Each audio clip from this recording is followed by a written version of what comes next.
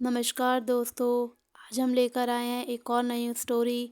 उससे पहले आप चैनल को सब्सक्राइब और वीडियो को लाइक ज़रूर करें। कुछ सालों पहले की बात है। एक गुरु और शिष्य कहीं से गुजर रहे थे। चलते चलते वो एक खेत के पास पहुँचे। दोनों को प्यास लगी थी तो वो खेत के बीचों बीच बने एक टूटे फूटे घर के सामने पहुँच गए और वहाँ जा कर के उन्होंने दरवाजे को खटखटाया। गुरु और शिष्य पहले से चौंके हुए थे क्योंकि खेत बहुत ही बड़ा था और अच्छा और उपजाऊ ज़मीन थी, लेकिन उसकी हालत देखकर लगता था कि उसका मालिक उस पर ज़रा सा भी ध्यान नहीं दे रहा है। जैसे ही दरवाज़ा खुला, अंदर से एक आदमी निकला। उसके साथ उसकी पत्नी भी निकली और क्या हमें पानी पिला सकते हो?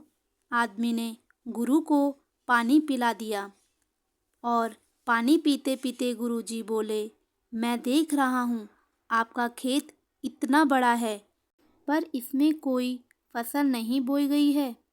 आखिर आप लोग अपना गुजारा कैसे चलाते हो? आदमी बोला, हमारे पास एक भैंस है, काफ़ी अच्छा दूध देती है।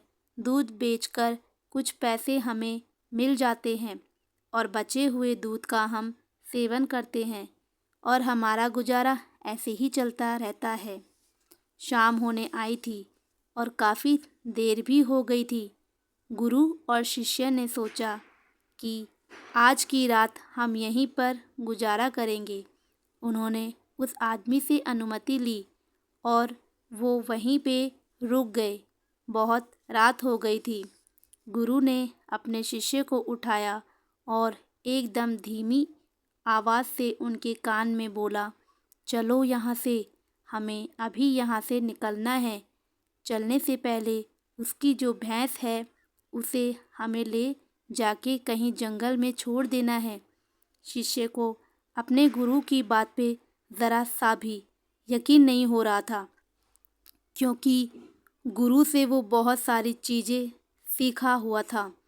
उसी गुरु ने किसी का बुरा करने के लिए बोला था, फिर भी वो उसके गुरु थे, इसीलिए गुरु की बात वो मना नहीं कर सका। आखिर गुरु और शिष्य जंगल की ओर निकल पड़े और भैंस को ऐसी जगह छोड़ दिया जहाँ से आना बहुत मुश्किल था। यह घटना शिष्य के मन में बैठ गई थी और करीब 10 साल के बाद एक बड़ा गुरु बना। तब उसने सोचा कि क्यों ना अपनी गलती को सुधार लिया जाए और उस गलती को सुधारने के लिए उस आदमी से मिला जाए और उसकी आर्थिक मदद की जाए, जिससे उस व्यक्ति की आने वाली ज़िंदगी को खुशहाल ज़िंदगी बने। और वो निकल पड़ा उस आदमी की मदद करने के लिए।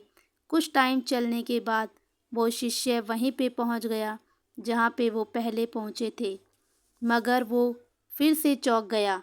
वहाँ पर उसने देखा बहुत बड़े बड़े से फलों के पेड़ लगे हुए हैं। एक बड़ा सा घर बना हुआ है। शिष्य को लगा कि शायद भैंस के चले जाने के बाद वो सब कुछ बेचकर चला गया होगा, इसीलिए वो वापस लौट के नहीं आया। तभी वो आदमी को देखा। शिष्य ने बोला, शायद आप मुझे नहीं पहचानते, कुछ सालों पहले मैं आपसे मिला था। हाँ हाँ, कैसे भूल सकता हूँ मैं आपको, आप तो बिना बताए ही चले गए। पर उसी दिन ना जाने क्या हुआ और मेरी एक भैंस थी, वो ना जाने कहाँ चली गई, आज तक नहीं मिली। कुछ दिनों तक तो मुझे समझ ही नहीं आया कि क्या करना चाहिए और मैं क्या कर पाऊँगा, पर जीने के लिए मुझे कुछ ना कुछ तो करना ही था। तो लकड़ियाँ काट के बेचने का काम शुरू किया। उससे कुछ पैसे मैंने इकट्ठा किए और जो भी मेरे पास पैसे थे उससे मैंने अपने खेतों में फसल उगाई। आखिर मुझे अपनी मेहनत का फल मिला। फसल बहुत ही अच्छी निकली। बेचने पर जो पैसे मिले उससे मैंने फलों के बगीचे लगवा दिए। ये काम बहुत ही अच्छा चल रहा था और इस समय आसपास के 1000 गांव में सबसे बड़ा फल का व्यापारी मैं हूँ। सचमुच ये सब कुछ ना होता अगर वो भैंस ना गई होती, क्योंकि उसी के कारण मैं लाचार था। उसी के कारण मैं और कोई काम नहीं करना चाहता था। उसके जाने से मैंने तुरंत नए रास्ते निकालने जिससे कि मैं पैसे कमा सकता था और आज मैं एक बहुत ही बड़ा व्यापारी बन चुका हूँ।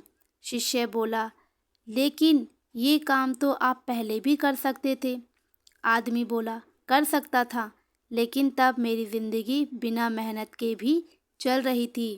मुझे कभी लगा ही नहीं कि मेरे अंदर भी इतना कुछ करने की क्षमता है, तो कोशिश ही नहीं की मैंने। लेकिन जब मेरी भैंस चली गई तब मुझे एहसास हुआ कि मैं दूसरा भी काम कर सकता हूँ, जिससे कि मैं अच्छा खासा पैसा कमा सकता हूँ और मेरे बच्चे और मेरी पत्नी को और भी अच्छी ज़िंदगी दे सकता हूँ। इसीलिए मुझे कुछ ना कुछ करना ही था और मैंने तब ठान लिया था कि अब मैं जो भी करूँगा मेहनत के साथ ही करूँगा, अपने दम पर करूँगा। आज इसीलिए मैं इस मुकाम पर पहुँचा हूँ। मेहनत करो, मेहनत के साथ ही जियो। सोचिए, अगर आप सक्सेसफुल हो जाएंगे तो पाने के लिए पूरा जहान है आपके पास। जाइए और उसे पाकर दिखाइए और अपनी ज़िंदगी को एक कामयाब ज़िंदगी बनाइए। वीडियो अच्छी लगे तो लाइक ज़रूर करें। धन्यवाद।